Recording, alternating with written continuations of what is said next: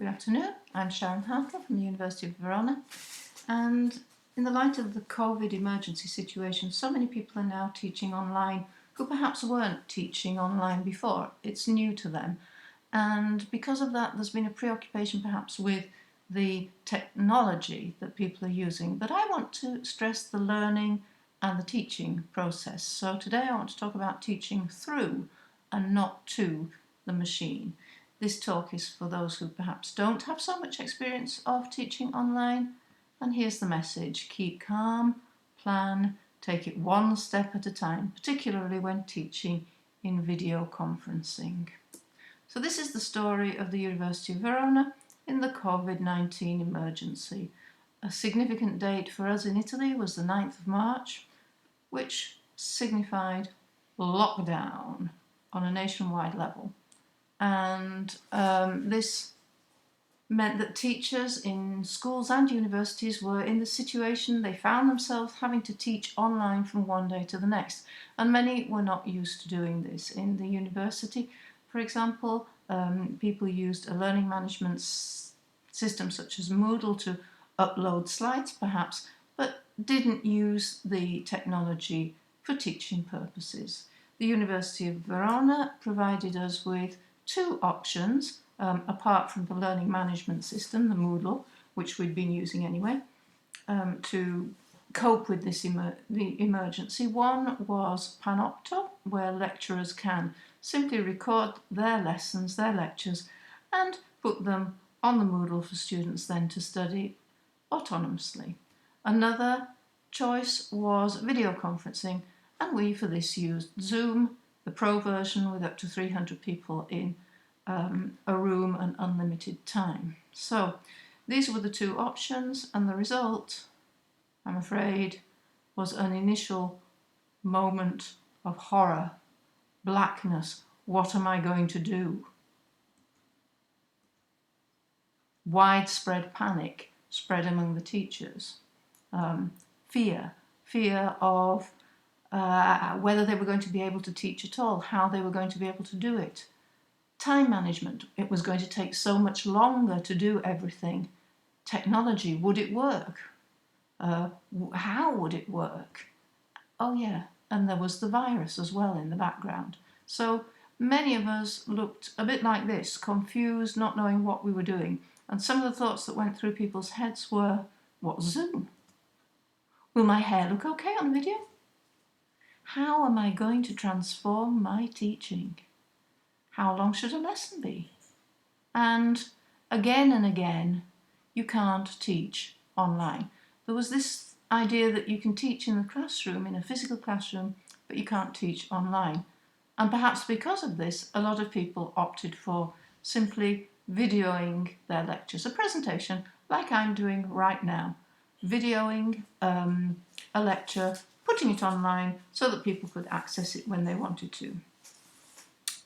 Those who opted for video conferencing, it was new to many of them, and so there were various problems connected to this. There have been problems such as people talking all the time, thinking that they have to speak all the time, and not leaving space to interact through the chat with students or in breakout rooms.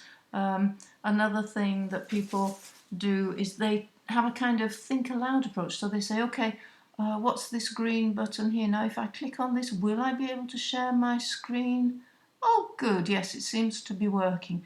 Now where's that file I wanted to show? Here it is. So what the person is doing is they're in their head, they're thinking about their process and the technology rather than actually thinking about the effect that this might have on those listening to them following this process. Is this what we want to be sharing with our students? So this is teaching to the machine, not teaching through the machine. Heike in this conference has said once or twice, has quoted David Crystal saying that we shouldn't really be talking about social distancing, we should be talking about physical distancing because the social aspect is still there. And this is an image that I've used for a long time to show that if the technology becomes invisible, in the words of Stephen Bax, then we can actually socialise, we can communicate, and we can enhance our learning and teaching process through the machine. But the key thing is the process, not the machine itself. So a few basic tips to help. The plan of an online lesson might be different to a normal one. It might have to be flipped to some extent. So prepare some work in advance. This could be reading a text, it could be doing an exercise, preparing a translation, depends on what you're doing, that is then integrated into the lesson. Create a warmer.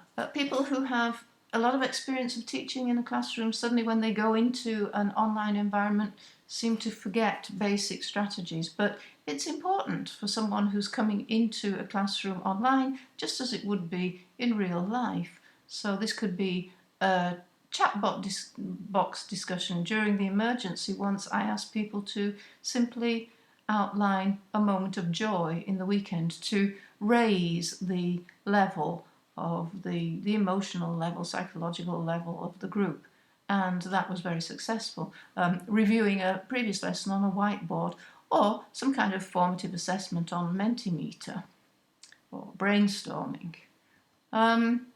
In longer lessons, ask students to get up and move. Students are spending hours and hours in front of a screen, as are teachers, and it's not good for us. We need to be able to move.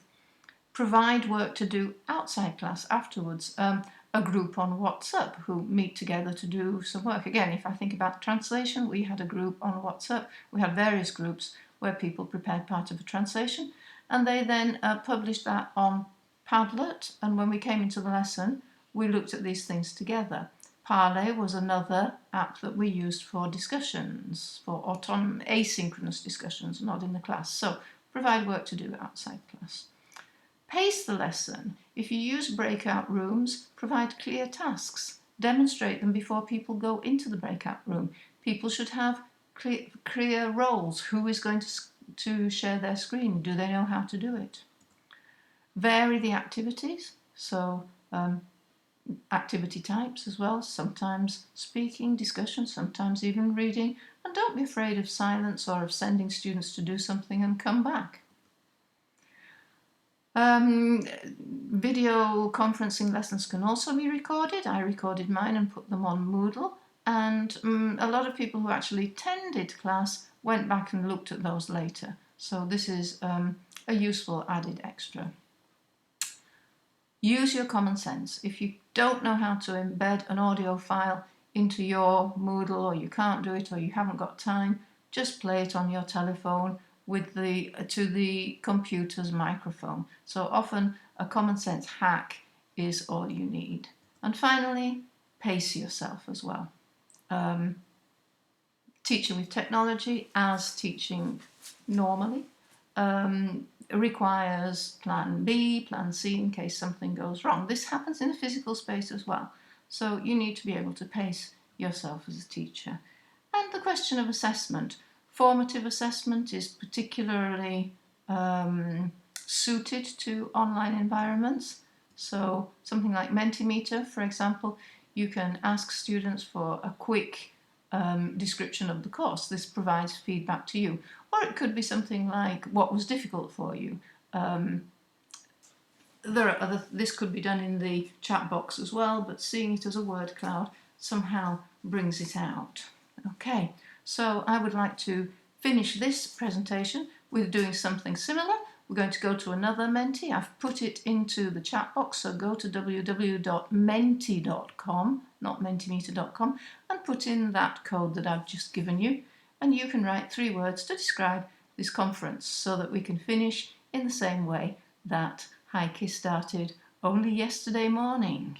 And so, from me in Italy, goodbye, and I hope that this type of empty square will soon be a thing of the past, and that we will have learnt something, at least as far as online teaching goes, and that these lessons will go with us into the future. So, thank you for listening, and goodbye for now.